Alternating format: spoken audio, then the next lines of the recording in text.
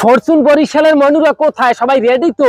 এই যে সন্ধ্যাবেলা দেখা যায় 6:30 সময় রংপুর রাইডার্স আসতে কাজ করিয়ে দেবে, ভরিয়ে দেবে। এই যে ফরচুন বরিশাল কতটা স্ট্রং, কতটা দেখা যায় হার্ড টিম, এটা আজকে ফেরমান দিয়ে দেবো এই রংপুরকে ঠকাইয়া। এখন কি বলে রংপুর ঢাকাকে ঠকাইছে, সিলেটকে ঠকাইছে, তাহলে আজকে যদি রংপুরের আবার বরিশাল ভরিয়ে দেয় না, তাইলেই তো বুঝবে না যে না বরিশাল স্ট্রং, বরিশাল চমৎকার দল। এইটা ফেরমান দেওয়ার লাগে অবশ্যই ফরচুন বরিশাল আজকে একটা আকর্ষণীয় খেলা দেবে। ওই যে দুর্বল রাজশাহীকে দুর্বল বানাই আসতে দেখা যায় বেলকি দিয়ে কাজ করে গেলাইছে, ওইরকম একটা চমক, ওইরকম একটা বেলকি আজকে রংপুর রাইডার্স ও ফরচুন বরিশালের কাছে দেখতে পারবা। এখন কথা হয়েছে যে এই যে বুড়াগো দল, এই যে বুড়াগো দল দল করিয়া অনেকে ব্যাট খায় যে আবার ফরচুন বরিশাল হয়েছে বুড়াগো দল, এটা বেশি স্ট্রং না। এই এখানে চিন্তা করেন, এই যে আমাদের তামিম ইকবল যার দেখা যায় ক্যাপ্টেন্সি, নিখুঁত ক্যাপ্টেন্সির কারণে ওই যে হারা ম্যাচ জিততে গেছে, তাহলে আজকেও করবে কি? এই যে আমাদের মাহমুদুল্লাহর উডো মুনাইস আইস পিডেই বইলে এই যে তামিম, আর পিডেই বইলে যাইয়া কায়েল মায়ার্স। আপনি চিন্তা করেন এই অশান্তর বাচ্চাকে যদি আজকে মাঠের মধ্যে দেখি না, তাহলে মেজাজটা যে গরম হইবে, তাল্লু তুল্লু আগুন হয়ে যাবে। বলিয়ে দিলাম এই ফরচুন বরিশালের এই যে মাসি, এই তামিম ইকবালকে আবারও বলিয়ে দিই, শুনিয়ে রাখো, অন্তত পক্ষে এই বলরটারে উঠাইও না। এই মাইন্ডের দ্বারে উঠাইলে যদিও আজকে ম্যাচ যেত, কিন্তু তাও দেখা যায় আমাকে এই যে দর্শকের, আমাকে বরিশালের ফরচুন বরিশালের যারা আমরা ভক্ত, আমাকে একসের কষ্ট লাগে। আরে মাঠের মধ্যে দেখলেই তাল্লুর আগুন হয়ে যায় রে ভাই।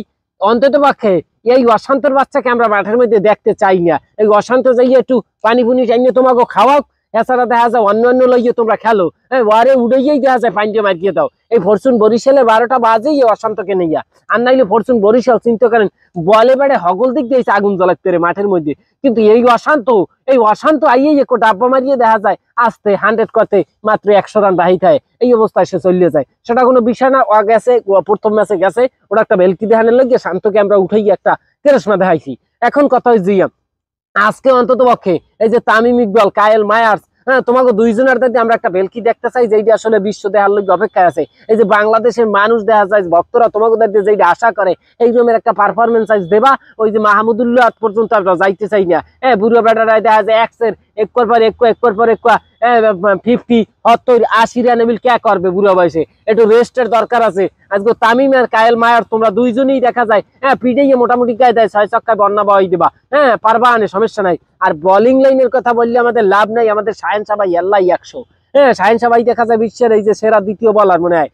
যাই হোক, সেটা কোনো বিষয় না। এই শাহেন সাবাই প্রথম ম্যাচে একটু দেখা যায় ভালো বল করতে পারে নাই, আজকে রংপুর রাইডার্স এর দেখা যায় বইয়ে দেবে আনে।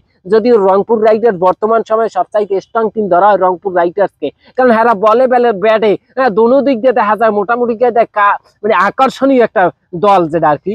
সেটা কোনো সমস্যা নেই, আমরা ভয় পাই না। আমরা যেহেতু ফরচুন বরিশাল, আমরা বরিশালের দেখা যায় স্ট্রং টিম মাঠের মধ্যে নামবো, বলে ব্যাটে দোনোটাই একটা আকর্ষণীয় খেলা দিয়া ওই ফরচুন বরিশাল দেখাই দেবে যে ফরচুন বরিশাল আসলে কেন এই 25 সালের কাপ পাওয়ার যোগ্য, কেন কাপ পাইবে, সেটার পেরমান আজকে দেবে আনে। যাই হোক, দূর রেখালে আবার 1:30 সময় কিন্তু মাঠের মধ্যে নামতে আছে ওই যে দুর্বল রাজশাহী আর হয়েছে ঢাকা ক্যাপিটাল।